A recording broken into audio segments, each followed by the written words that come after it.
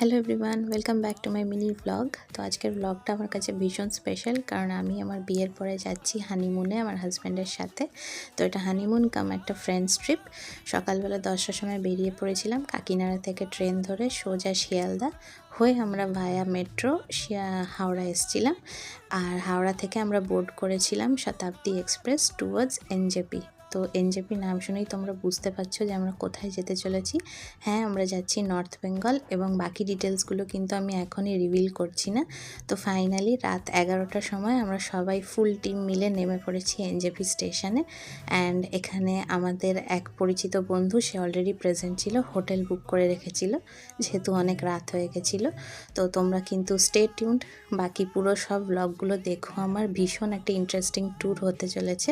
রাত এখন বাজে প্রায় 11:30, অ্যান্ড আমরা আমাদের হোটেলের দিকে এগোচ্ছি। চলো টাটা।